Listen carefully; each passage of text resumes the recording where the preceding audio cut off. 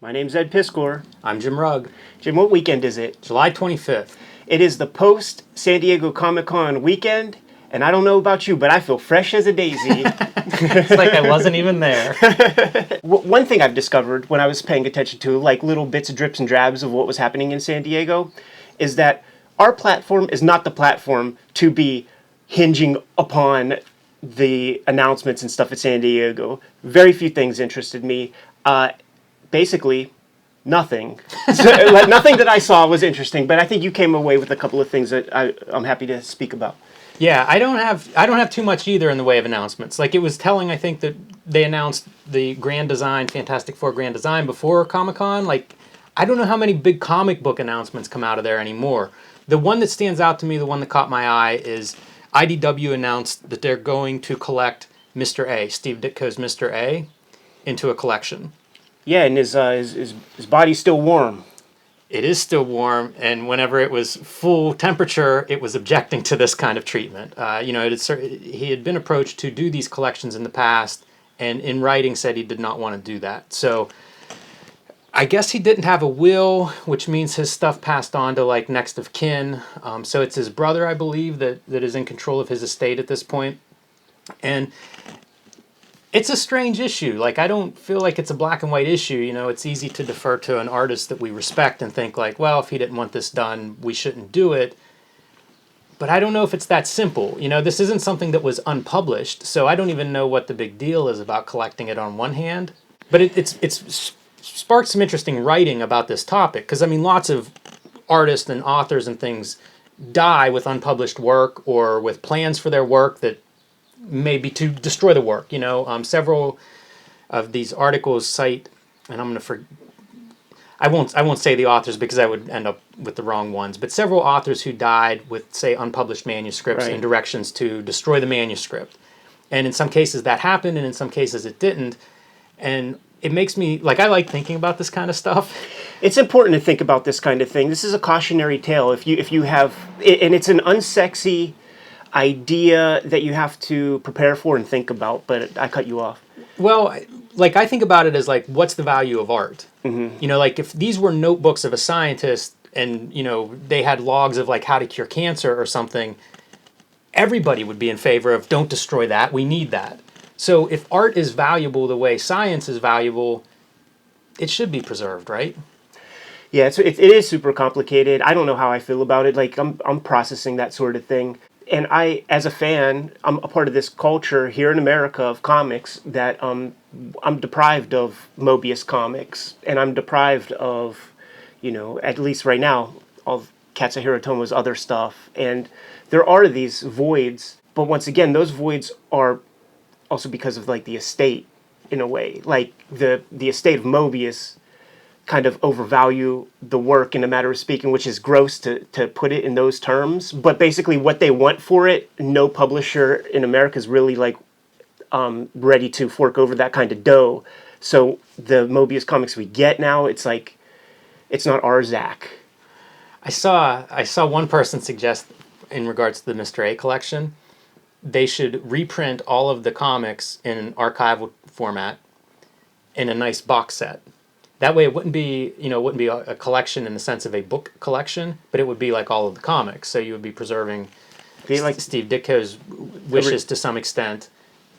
I don't know. It's a strange issue, but and it's also compounded by, you could track those comics down too. So like, if you care that much about the comics, go buy the comics, and then you can sidestep all of this and not worry about being complicit in some sort of abuse of another artist in comics history. Some other things that happened pre-Comic-Con news.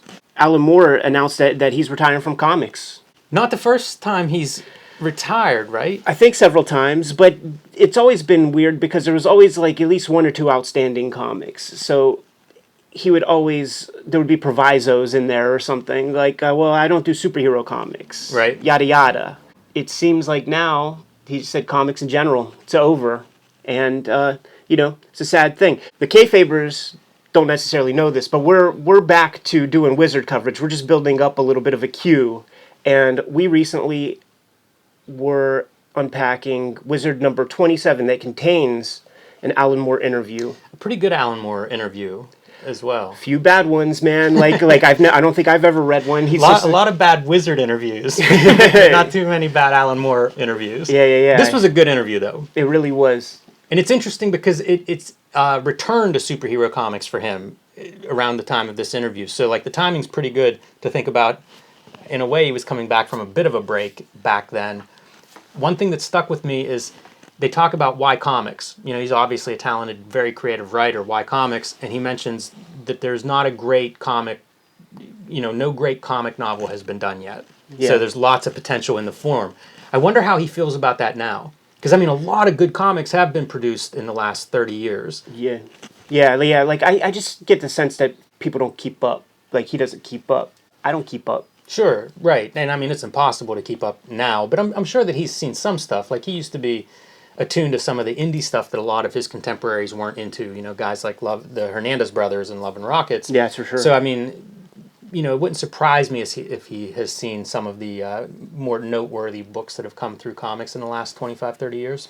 One of the big things that stood out in that interview was that he was in the midst of producing 1963, and he was talking about, like, what the final issue, the 1963 annual, what that was going to contain, Jim Lee artwork, all of that. And that's in the works. The final question in that interview was, like, what's up with this baby right here? Big numbers. Near and dear to my heart.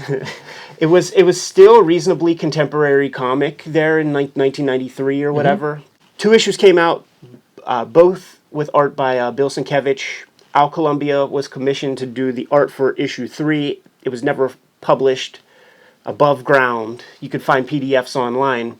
To date, that work is still unfinished. And Alan Moore goes into great detail about it. He says it's his most ambitious work. And as the Kings of Kayfabe, I think we have a message to Alan Moore. Listen, Alan, your career is not done with this unfinished piece of work.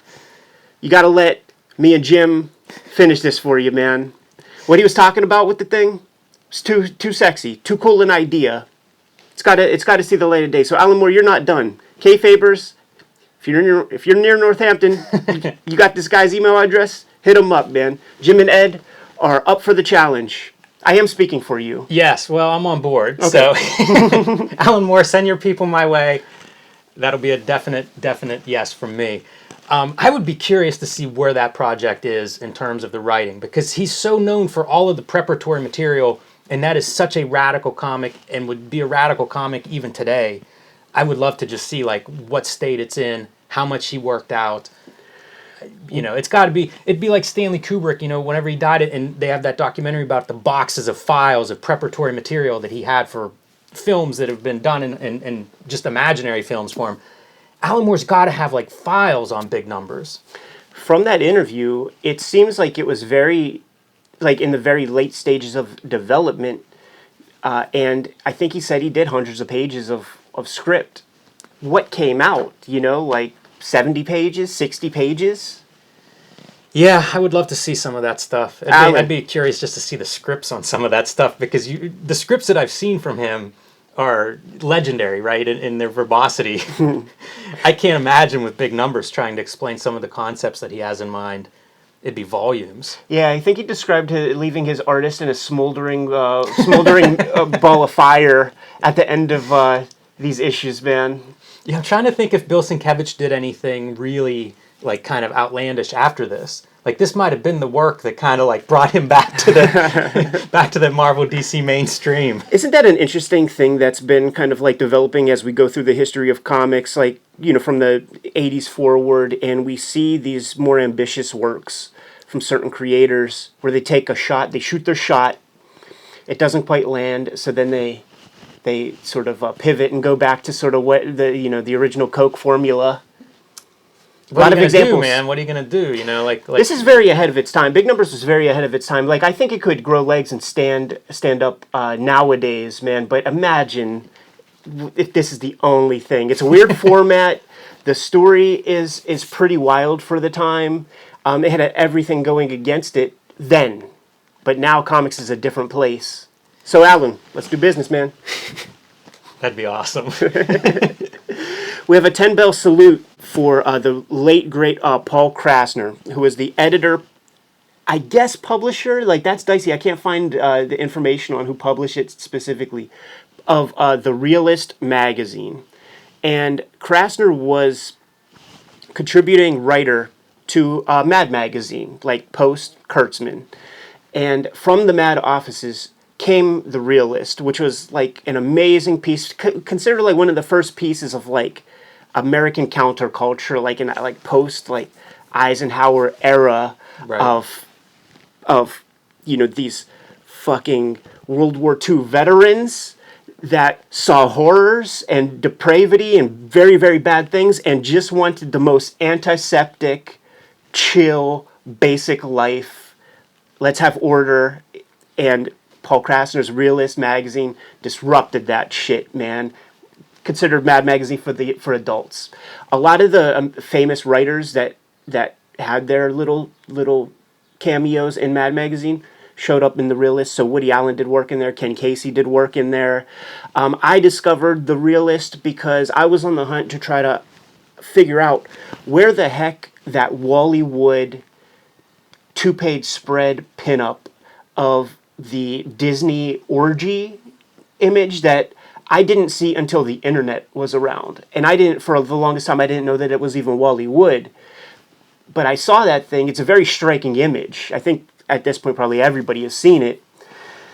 And I was trying to find the origins of that. Once I saw it, I thought it was cool. Then I discovered Wally Wood did it, and I thought that was amazing. I have Wit's End. It's not in Wit's End. Where was this thing? I discovered it came from the Realist. And it's one of these great instances when you dig into Wally Wood's career. He went left when he should have went right, because he had the option. Paul Krasner loved the image and was like, let's make a poster of this thing. It's really catching on. And here's the deal, like, I could give you a payday today, or I could give you a percentage. And the jobber mentality is, give me the payday. And Wally Wood is a great artist, but he did jobs, and he took that payday. And I guess it's one of those things, man, where if I had a nickel for every one of those that sold, you would be a million. And yes, you would have. Untold number of those things were out there in the wild. You hear Krasner's Realist referenced all over the place. It comes up on Marc Maron quite a lot when he's talking with comedians like of his age. The magazine would pull fun hoaxes in the world. Like, I'm sure the Ken Casey electric Kool-Aid acid test probably wasn't it was probably inspired by the Realist. I don't think the work like appeared Right. in there or in conjunction with. But for instance, one of the hoaxes they would pull early on was sort of like today. We need a Paul Krasner today, man, with the sort of cancel culture that exists and how everybody is like very quick and they fucking jerk off to like destroy people. In the 50s, you could imagine that whenever a network would receive complaints, that these complaints would be addressed really quick. So what happens if you get a bunch of people together and send complaints to a very pedestrian, normal, regular, boring show? How do they respond? Right? That's amazing. That's brilliant. And probably the most famous thing to come from there, the thing that I learned from Marc Maron was there was a book very soon after the death of JFK. I think what happened in real life was that material was able to be kind of like vetted by Jacqueline Kennedy, just sort of out of respect. With this information, the Realist published an excerpt of some of the material that was cut out of the book. And it's all this material, it took place up there on Air Force One while LBJ was getting sworn in, and the damn casket of JFK is even on this thing. And it proceeded to talk about how LBJ had necrophilic sex with the neck wound of JFK. Body's still warm. And this thing was published. Some people in government believed it. Daniel Ellsberg, the guy who had the Pentagon Papers, believed it, wrote things about it. Some people in government were up in arms that this is now our president. This guy who got us into Vietnam, he's up there, throat fucking a bullet wound of our fallen president. Wow. Pretty hardcore. Yeah, I'd say. Yeah. Paul Krasner, rest in peace. If reincarnation is real, then he just did us a service by passing, and he's now born in some fresh body, and that little motherfucker is going to grow up and raise a ruckus, man, and throw some monkey wrenches in the system that we have here, because we desperately need some of that energy to kind of like screw around with what's happening out there in the wild now, because there is a kind of a Wild West, and there are like dividing lines.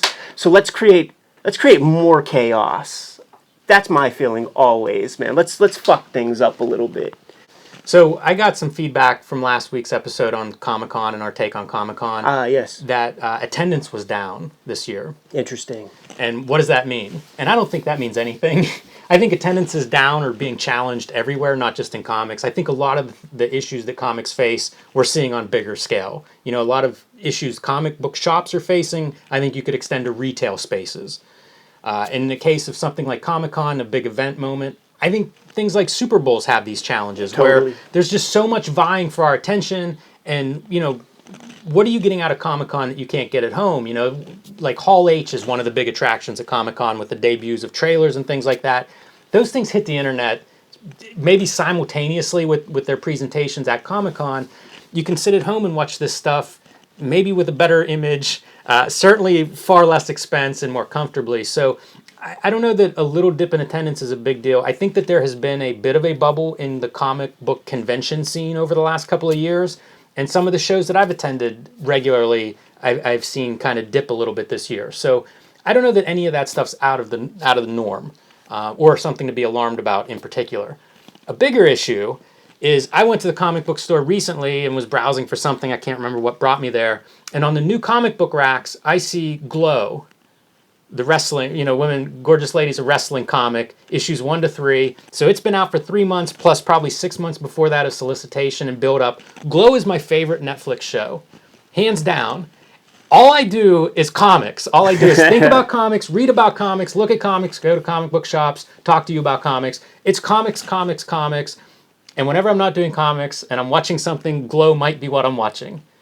How do I not know this comic exists? That to me is a problem. Because nobody's, you know, you could be tied with me about how much you think about comics and look at comics and try to figure out what's going on in comics. But, like, why wouldn't I know this thing exists? It is Something's weird, right? broken in the system. And it's similar to the, you know, the idea of, like, raising chaos and everybody, all these dissenting voices that you just mentioned in regards to Paul Krasner.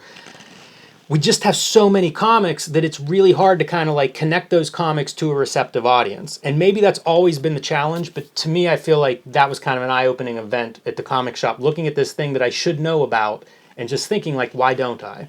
In this, I do see opportunity. Where are the comic book publicists? Like the people who are going to make their gig just exactly what you described, like beating the drum and getting the awareness out there in an elegant way. I've used such people and I've done business with such people, and I will continue to do so. Perhaps it's the thin and slim margins of comics profits when you're putting work out there that maybe it does not behoove one to put forth that expense. I think entrepreneurially about what I do here. Like, if that degrades me as an artist, you could fuck off, you privileged douchebag. But, like, I'm making this work myself. I will spend money to make money. You know, it's as simple as that. Even with, like, I'll break some kayfabe right now. Even with X-Men Grand Design, a comic that I get a slim royalty on, with the issues, I have to sell a ridiculous amount of copies to start seeing cash. I used a publicist for that stuff. The people out there were like, oh yeah, I heard so much about it, like for the first couple things. I made that happen because I put forth the expense. I will, as a cartoonist, do absolutely everything I can to put the work out there. Now, my next challenge and my total goal with the next work that I do, I have to really crack some codes in the creative part to bring people back, because I was able to use publicity to popularize Hip Hop Family Tree and sell a bunch at first. And like, people get the comic, they either like it or it's not, whatever the hype was that was out there, it doesn't meet their expectation. Same with the X-Men thing, man. That shit sold out real fast, like, and I brought a lot of people in. You have to expect diminishing returns, I guess, like if you have a series of books. But I made those steps with 2 projects, sold wildly at the beginning. You got to do that, man. Like that's now a part of my model with the things that I do now. I think what's probably going to happen is I'm going to do less series of books and just put out fresh ideas, because of what I've educated myself on and what I discovered putting out those other things. I just see these people who can help the process. You can only do so much as one person. And when I worked with the publicist, that didn't mean that I wasn't doing work too. I was working in tandem, and the publicist was working with the publicist at the publishers. So now where almost everybody in comics is relying on the one lone publisher, the publicist within the company that is responsible for promoting, let's say, Fantagraphics publishes, let's say they only publish 100 books a year, which is not the truth. It's closer to 150. But you're gonna leave that tremendous work, like your livelihood, something you spent 3 years on, 2 years, even 1 year on, you're gonna leave that in the hands of one very, very capable but overworked person. That is tempting fate in a way that I'm not comfortable with. I'm not even sure where I'm casting shade with this comment. It's more of the idea of like, it illustrates to me that there's a break in the chain somewhere. Yeah. You know, if somebody who's interested in this, in this subject matter, in this show, in this licensed property, and somebody who's interested in comics and spends a lot of time looking at comics and reading about comics and going to comic book stores, if that person doesn't know this thing exists until 9 months in, that just feels like something is in that system is not working right. So I don't know exactly where the ball was dropped or who I would assign blame to. Yeah, and I'm not thinking in terms of blame. I'm thinking in terms of opportunity. You're illustrating a thing, man. You are a customer with a need and an interest. It is not being filled, and you didn't receive, like, you don't know about. Sometimes I think like perspective is a huge thing.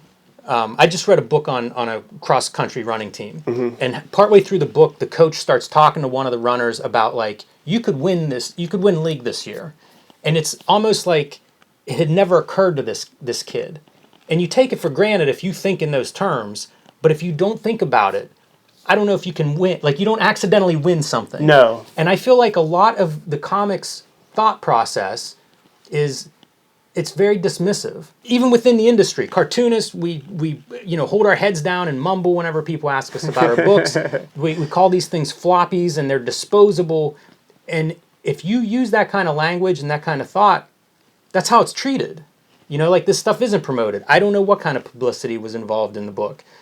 But you would think like a pretty popular hit show would generate some kind of articles or interest or news or word of mouth or something. So I don't know what the answer is, but I do think like there's a lot of pieces involved, you know, from us, the creators, to publishers, to licensing.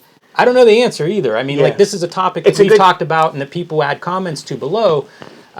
Comics retail, man, is we've talked about it on the show. Like, it's scary. It seems impossible and hard. And I know I just read an article this week, and it was a survey of different comic book shop owners talking about their experiences, and it's all over the map. You know, like, one store's success is another store can't sell that book for whatever reason. So I don't think there's an easy answer to it, but it did stand out to me as just like, that's bizarre. The big takeaway, like, I love these kinds of conversations because I try to digest and apply sort of, not opposite logic, but I try to learn from it and apply some ideas to my own practice to try to, like, not kind of fall between the cracks, man. This gives me a lot to think about. And I think ultimately there is a lot of fiction. This exists in art, including capital A art, sort of across the board. And it's the fiction of the artist that you aspire to to be, or like that you hold in high regard. There was discovery was involved. There was no sort of like active participation in the artist to like make their success happen. And you can point to people who would be the exceptions to that rule, who spend their time doing the work, and the universe finds them and holds them up. Those people exist. They are a very small number of people in any medium who are sort of that fortunate to not have to do any of this back end work to get the work out there. Can you name any of those people? In comics? In any field? These things happen. It's Grandma Moses, it's Henry Darger type, like where it's like this stuff is discovered after no active participation on these people. That would be like Darger, right? Like he did his Darger's thing. a great example. Yeah. But I mean it happens after he's dead. You know, like yeah, so are you going to wait until you die to like hit your thing? It's like, I guess what I'm saying is like doing the work is but a small fraction of like what is entailed to like have, career success. Now you have a thing, put it out into the universe, get a YouTube channel. I think that's a good segue to another anniversary today. Yeah? Yes. Plan 9 from Outer Space, man, and that's a heck of a piece you did right there, man. It looks so good through the glasses. I'll believe you. Maybe I should hold those up to the camera. First off, did you even see the movie? I have seen the movie. I saw it after Ed Wood. Yeah, me too. The Tim Burton Ed Wood. Did you have any knowledge of Ed Wood pre the Ed Wood movie? I did not. Not really. I feel like his images, like some of the imagery that he created is somewhat iconic. Sure. I don't know that I would have been able to associate it with Ed Wood or the name Ed Wood, but some of those images I had seen. Yeah. First one that comes to mind is the Tor Johnson zombie face. That's the big one, yeah. That was on the back of Fantagraphics comics whenever they were promoting like Prime Cuts, and then the Drew Friedman collection. That's where I would see the thing. And I actually did not know that it was Tor Johnson. I thought it was George the Animal Steel. So heck of a casting job whenever they were able to get that guy to play the Tor Johnson wrestler. Yeah, kind of perfect. Absolutely. Very soon after, like when I was a kid making these discoveries of counterculture, my folks didn't know Ed Wood. Sure. My folks are super unhip. My parents didn't know who the Ramones were. You know what I mean? Super basic people. But the Ed Wood movie comes out, and whenever I'd get these inklings, there lies my marching orders. I got to go on the hunt now. Right. And the Ed Wood movie was important. Around that time, the cable infrastructure in town, like Adelphia Cable, got more channels, and we got the E channel. And E had some documentaries on Ed Wood. They also had documentaries on the same series, Divine, from the John Waters movies, Russ Meyer, and Betty Page. I'm a young dude in That's an interesting grouping. I'm a young dude in a bullshit burg, man. That's full of post New Kids on the Block. So like I more need interesting juxtaposition. I need this kind of thing because I didn't buy into that stuff. I didn't buy into Vanilla Ice. So I went down the Ides, man, and I think that Plan 9 from Outer Space hit the public domain. I don't know that anybody claimed copyright on that. That sounds right. I was able to buy like a black clamshell VHS copy of the thing, and it was amazing to me. I found it at the perfect time. When Ed Wood came out, I was 11, 12 years old. Every movie, basically, that you would see on television had a basic polish that you could call professional. And as a kid, it felt impenetrable, impossible. Like, there's no way. And certainly the culture of the Rust Belt culture of Pittsburgh, I can only speak for myself and the culture that I was brought up in. Maybe this is across the board. But there's this, like, energy around here in town that to defy status quo and to even, like, take a shot at something creative is insurmountable and not worth your time. Why bother? Like, it's going to end in failure because not only do you not know somebody who's broken out of the system, but if you played that 6 degrees of separation game, nobody within that group would know anybody that shot their shot and broke out of that thing. And when I see Plan 9 from Outer Space, it makes me feel like you could do some things with popsicle sticks and duct tape. That's the value that I get from these kinds of things. That's the value that I got from The Room, and that's why I it makes my spidey sense tingle, and I have to kind of push the person away who is like the Schadenfreude, ironic humor person who I think fucking hates their life and their job and the fact that they bought into status quo, but they get joy pointing fingers and laughing and screaming invective and shitting on other people who are like take a creative shot. The flick is what it is, you know. Like I love that you even illustrated like there's like some fishing line on top of those spaceships, man. I don't know if you could quite see it in the video, man, but you made sure to like include that. It's fucking genius, man.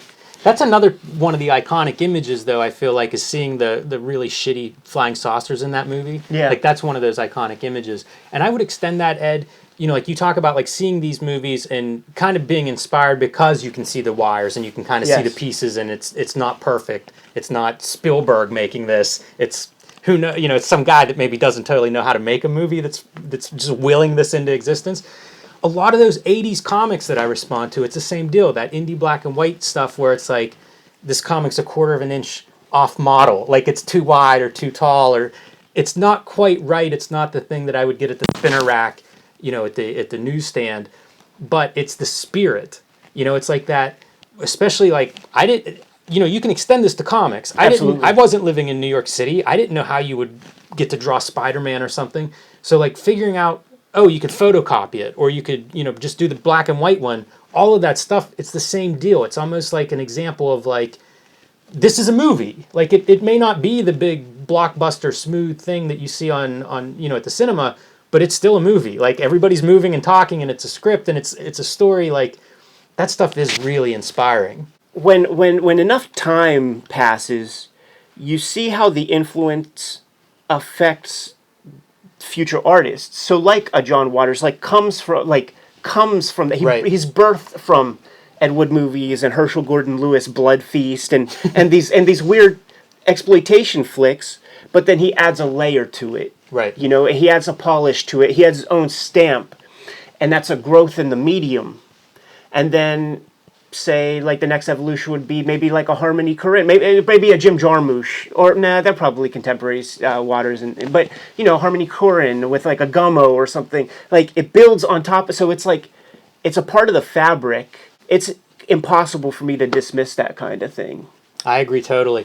I think it's insightful your note on like the status quo and people who have kind of bought into the status quo being harsh on this stuff and dismissive of this stuff. And I can't totally understand how those two relate, but I think there is something there. It's almost like this is breaking a rule. Like this thing shouldn't exist. Right. You know, like somehow this guy tricked this into existence or something, and it offends that status quo. Yeah. You know, like didn't we have guards up to keep this from happening? I have a lot of questions about Plan 9 from Outer Space because hip people did know it.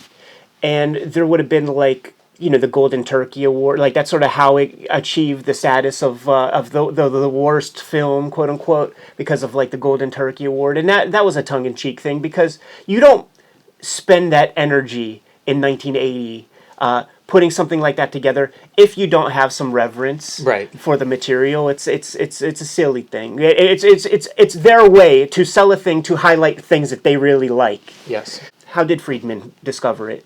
Where would you get your hands on such a thing? It's fascinating to think of that stuff before the internet. Yeah, absolutely. Because there was a collective consciousness of this stuff. Yeah.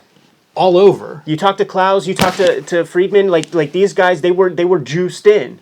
And I don't doubt because of Friedman's privilege of like his dad was like playwright, scriptwriter, like famous guy in New York.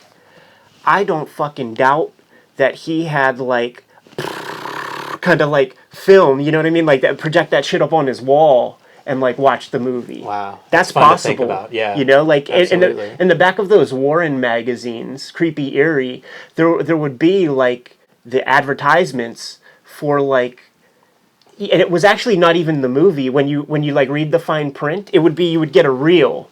But you know, like you saw Fight Club, that little like smoke, that little cigarette burn.